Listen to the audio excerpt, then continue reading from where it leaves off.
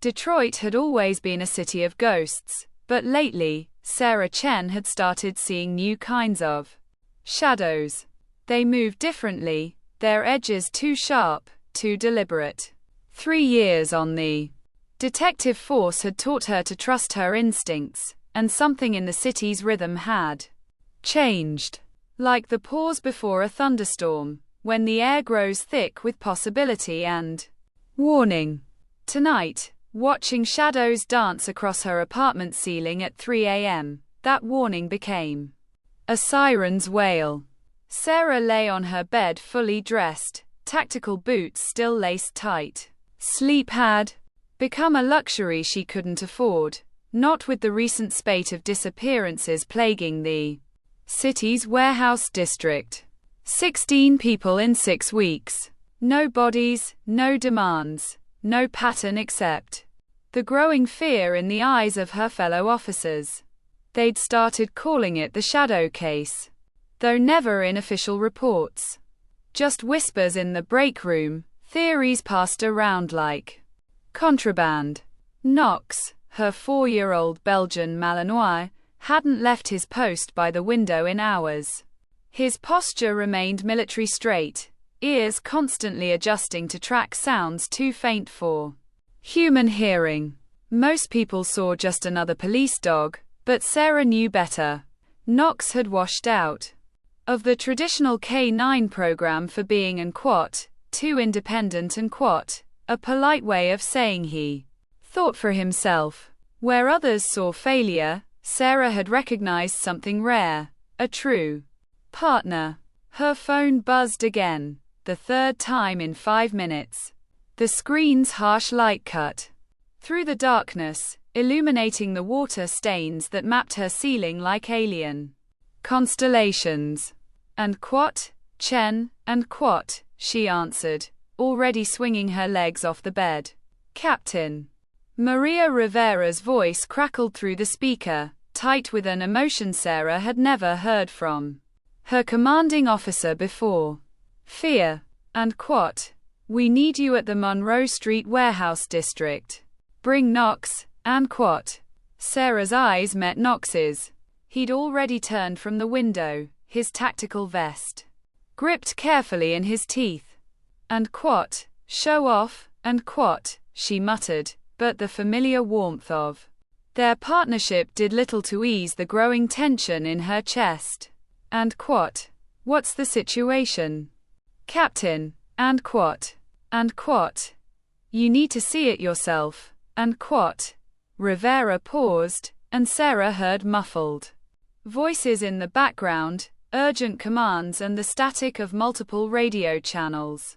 And but, Chen, it's not like anything we've dealt with before. And in 15 years on the force. Rivera had faced down gang wars, corruption scandals, and the worst Detroit could throw at her. Sarah had never heard that edge in her voice, that hesitation between words that spoke of something beyond the usual horrors of their profession. And 20 minutes, and Sarah said, already checking her weapon. And make it 15, and the line went dead. Knox waited by the door, his dark eyes reflecting the city lights that filtered through her window. Sometimes, in moments like this, Sarah could almost believe he understood everything, not just commands or training, but the weight of responsibility that came with their badges. Sarah grabbed her tactical vest from the hook by the door, muscle memory guiding her fingers through the familiar straps. The Kevlar was a comfort, though lately she'd been wondering if it would be enough. The shadow case had changed. Something in the city transformed familiar streets into hunting grounds for something she couldn't name. She helped Knox into his own vest, checking each strap with practiced care. The specialized K9 armor had been a gift from Rivera after their first big case together, the Wilson kidnappings, when Knox had tracked the victims through 2 miles of storm drains. The brass had called it luck. Sarah and Rivera had known better. The drive through Detroit's pre-dawn streets was eerily quiet. Fresh snow muffled the city's usual chaos, creating an illusion of peace that Sarah knew was dangerously deceptive. Knox sat in the passenger seat, his posture unchanged, eyes scanning their surroundings with practiced precision. "And what do you think, partner, and what?" Sarah asked, taking a sharp turn onto Jefferson Avenue. "And what?" Rivera sounded spooked. "And what?" Knox's ears twitched at her voice, but he maintained his vigilant watch. Their partnership had started 3 years ago, when Sarah had been investigating a series of disappearances that had the entire department baffled. Knox, fresh from being rejected by the canine program, had been scheduled for reassignment to patrol duty. The narrative continues with detailed flashbacks to their first case. Together, building their relationship and establishing the unique bond between them. It explores Sarah's background as a detective, her reputation for solving unusual cases, and the growing strangeness in Detroit that has led to this night. The warehouse district loomed ahead, a maze of abandoned buildings and broken dreams. Once the heart of Detroit's manufacturing empire, now it was a ghost town of rust and graffiti. But tonight, it blazed with activity. Police cruisers formed a perimeter around one of the larger buildings, their lights cutting through the gentle snowfall like searchlights at a prison break. Sarah parked behind the mobile command center, noting the unusual number of higher-ups present. Whatever this was, it had attracted attention from the top. Knox was already scanning the scene, his nose working overtime, taking in information Sarah could only guess at. Captain Rivera met them at the police line. The captain's usual composed demeanor was cracked, showing hints of something Sarah had never seen before. Her dark eyes held shadows deeper than the night around them. "And walk with me, and Rivera said, leading them away from the cluster of officers. When they were out of earshot, she stopped. "And what I'm about to show you doesn't go beyond this scene. Not yet. We need to understand what we're dealing with before this hits the media." And the chapter continues, building tension as they discover the underground facility. It weaves together Sarah's detective instincts, Knox's unique abilities, and the growing realization that they've stumbled onto something that will change everything. The narrative explores themes of partnership, evolution, and the thin line between progress and destruction. It delves into Sarah's personal history, her relationship with Knox, and the series of cases that have prepared them for this moment. The chapter ends with their first glimpse of the transformed being, setting up the mystery and horror that will drive the rest of the story. The warehouse loomed before them like a cathedral of rust and broken glass, its skeletal frame silhouetted against Detroit's light-polluted sky. Sarah Chen stood at its entrance, Knox a solid presence beside her, while Captain Rivera's words hung in the frigid air between them. And 3 hours ago, a security guard doing his rounds reported strange noises. He hasn't been heard from since. And Sarah studied the building's facade, noting details her years as a detective had taught her to recognize. Fresh tire tracks in the snow, despite the property being abandoned. New locks on old doors. Subtle security cameras disguised as debris. Someone had gone to great lengths to make this place look deserted while keeping it anything but. And what was his name? And Sarah asked, her breath forming clouds in the cold air. And the guard? And James Martinez? And Rivera replied, consulting her phone. and 28 years old. 2 kids. Wife says he picked up extra shifts. Here to pay for Christmas presents. And she paused, and Sarah caught the subtle tightening of her jaw. And his last radio check was at midnight. Said he saw lights inside the building. By the time patrol responded, and she gestured at the chaos around them. Knox's behavior had changed. The moment they'd approached the warehouse, his usual alertness had transformed into something more focused, more urgent. He kept his nose to the ground, moving in precise patterns that Sarah had learned to trust. He wasn't following a conventional scent trail. This was different, like the time he'd led them to the underground bunker in the Wilson case. And what aren't you telling me? And Sarah asked Rivera, noting how the captain kept other officers at a distance. Rivera pulled out her tablet, fingers dancing across the screen. And before patrol lost contact, Martinez managed to send one photo. And she turned the screen toward Sarah. And our texts say it's genuine, no manipulation. And the image was dark, grainy, taken on a phone in low light. But what it showed made Sarah's breath catch. A laboratory, sleek and modern, completely at odds with the decaying warehouse above. And in the center, something that looked like a containment chamber, filled with a swirling, metallic liquid that seemed to move with purpose. And that's not all. And Rivera continued, swiping to another image. And traffic cam, 6 blocks from here. Taken 20 minutes after Martinez's last transmission. And the footage showed an empty street. Snow falling in gentle waves. Then movement caught Sarah's eye. A figure crossed the frame, its gait unnatural, mechanical. As it passed under a streetlight, Sarah felt her world shift sideways. The figure was humanoid, but its proportions were wrong. Its skin rippled like mercury, catching the light in ways that defied physics. Knox growled softly, drawing their attention.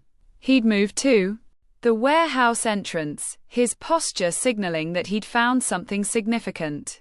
Sarah recognized this behavior. He wasn't asking for permission, he was telling them to follow. And Captain, and Sarah said, checking her weapon. And I think Knox wants to show us something. And Rivera nodded grimly. And technical team's been through the main floor. Nothing but dust and old machinery. But they found something else.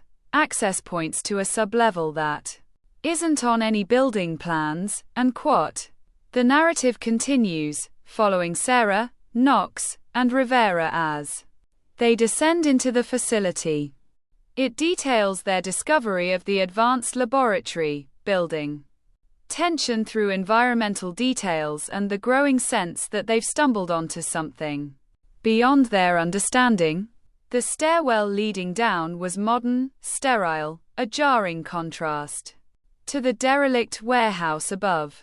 Emergency lighting cast everything in a blood-red glow, transforming shadows into threatening shapes.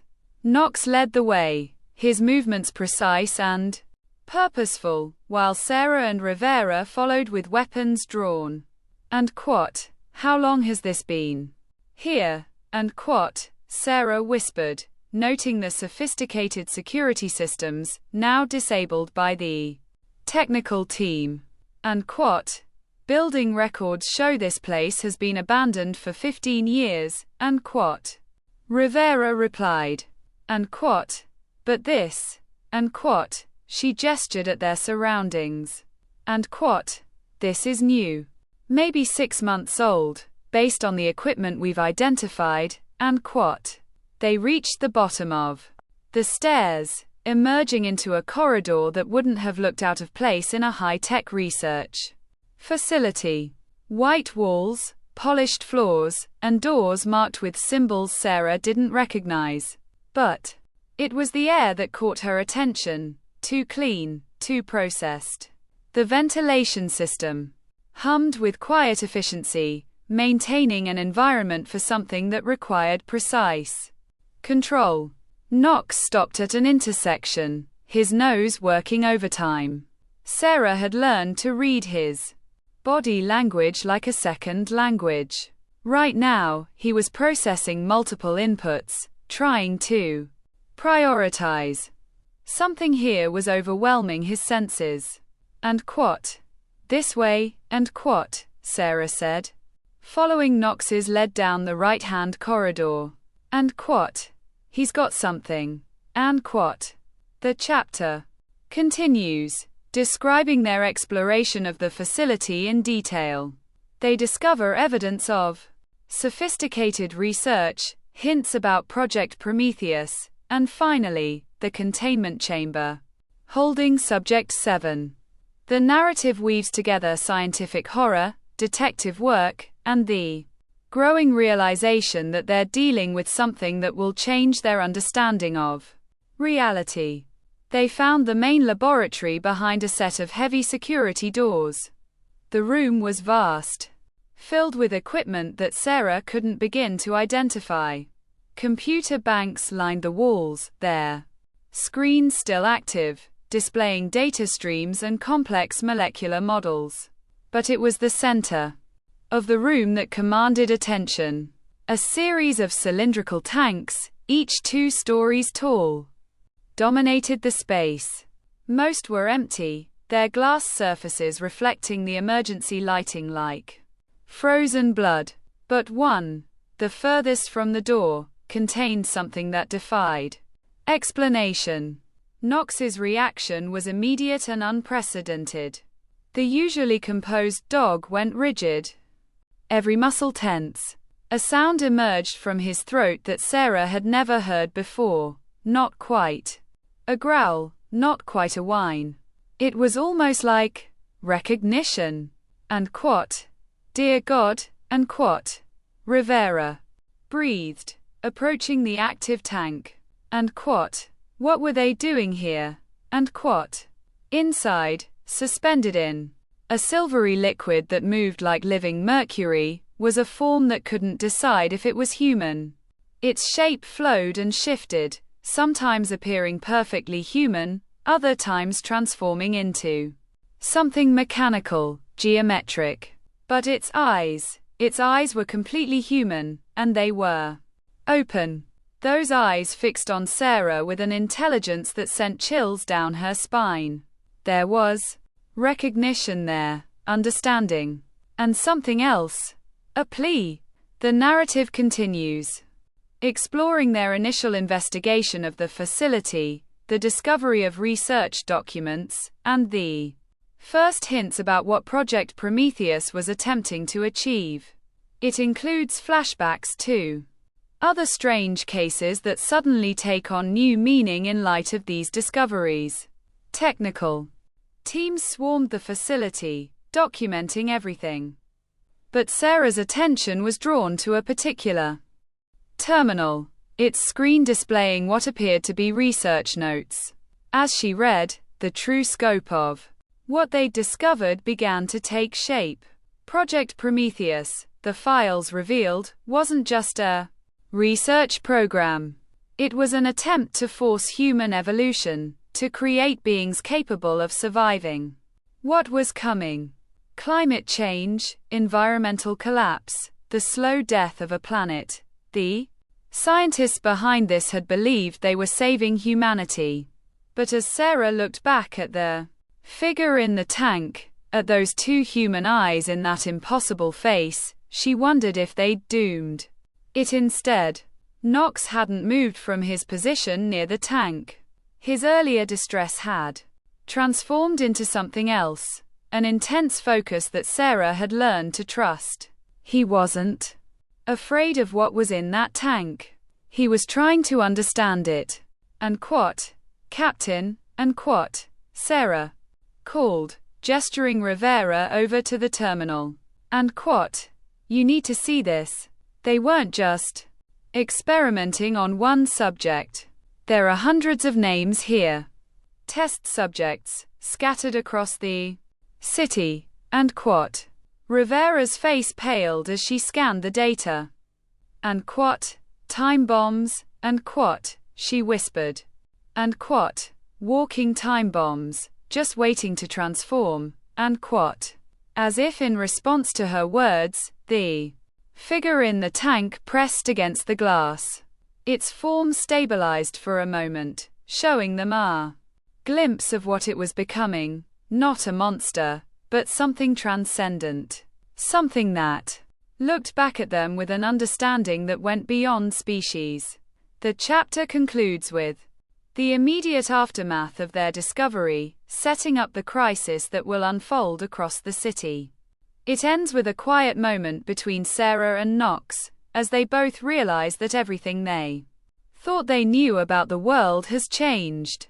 Sarah stood at the facility's entrance hours later, watching the sun rise over Detroit. Knox sat beside her, his posture relaxed but alert. In the growing light, the city looked the same as it had yesterday, but Sarah knew better. Everything had changed. Her phone buzzed. Another missing person report, this time from the suburbs. As she read the details, a pattern emerged that made her blood run cold. The disappearances weren't random. They were just the beginning. Knox looked up at her, those intelligent eyes holding secrets she was only beginning to understand. He'd known, somehow, from the moment they'd entered that warehouse. He'd known what they would find. Not because he'd been trained for it, but because he was something more than just a dog. Sarah knelt beside him, running a hand through his fur. And quote, "What do you see, partner?" And quote, she whispered. And quote, "What are we really dealing with?" And quote. Knox's only response was to press closer, his solid presence a reminder that whatever came next, they would face it together. Above them, Detroit stirred to life, unaware that evolution had taken an unexpected turn in the night. And somewhere in the city, more people were beginning to change. The observation room hummed with the quiet beeping of monitors, each screen tracking vital signs that defied conventional medicine. Sarah Chen stood before the reinforced glass, watching Subject 7 float in its new containment chamber. The being's form shifted like liquid mercury, but its eyes, those devastating human eyes, remained fixed on her within intelligence that made her question everything she thought she knew about evolution. Knox sat beside her, his usual alertness replaced by something deeper. Since their discovery in the warehouse 3 days ago, he'd refused to leave the facility. Even now, he maintained his vigil, watching Subject 7 with an understanding that went beyond species. And quote, "He's stabilizing," and quote, Dr. Helen Park said, approaching with a tablet full of readings Sarah could barely comprehend. The geneticist had been working around the clock, trying to unravel the mysteries of Project Prometheus. And quote, "The metamorphosis is reaching its final stages," and quote. Sarah watched as Subject 7's form rippled, momentarily taking on a shape that seemed to bridge the gap between flesh and technology. And quote, "Can he communicate?" And quote. And quote, "Not in any conventional way," and quote, Park replied, but her eyes sparked with excitement. And quote, "But watch this." And quote. The scientist pressed a sequence on her tablet. Inside the chamber, Subject 7's form immediately responded, flowing into complex geometric patterns that pulsed with bioluminescent light. Knox's ears perked forward, his body tensing with attention. And quote, "He's not just responding to stimuli," and quote, Park explained. And quote, he's communicating in a language we're only beginning to understand. And your partner. And quote, she gestured to Knox. And quote, he seems to understand it better than any of our instruments. And quote. Sarah knelt beside Knox, running a hand through his fur. And quote, what do you see, boy? What are they trying to tell us? And quote. Knox's response was a low whine, not of distress but of frustrated communication. He pressed his nose against the glass, and Subject 7 moved closer, its form stabilizing into something almost human. The being raised a hand that was both flesh and flowing metal, pressing it against the glass opposite Knox's nose. And quote, my God, and quote, Park whispered, frantically taking notes. And quote, the resonance patterns are identical. They're synchronized. And quote. Sarah felt a chill run down her spine. And quote.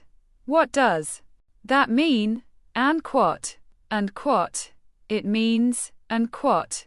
Park said slowly, and quote, that Knox isn't just detecting these beings, he's communicating with them. Whatever Project Prometheus was trying to achieve, dogs, or at least some dogs, already have the capacity to understand it. And quote. Before Sarah could process this revelation, alarms began blaring throughout the facility. Red emergency lights painted the walls in pulses of crimson as security teams rushed past the observation room. And quote. Another one, and quote. Park said, checking her tablet. And quote. Third transformation this week. Downtown Detroit. Near the river. And quote. Sarah was already moving, Knox at her heels. But at the door, she paused, looking back at Subject 7. The being had pressed both hands against the glass now, its form fully humanoid but shimming with impossible colors. Those eyes, still so human, held a message she couldn't quite grasp. And quote. We'll figure this out, and quote. She promised, though she wasn't sure who she was really talking to. And quote. Whatever you're trying to tell us, we'll understand.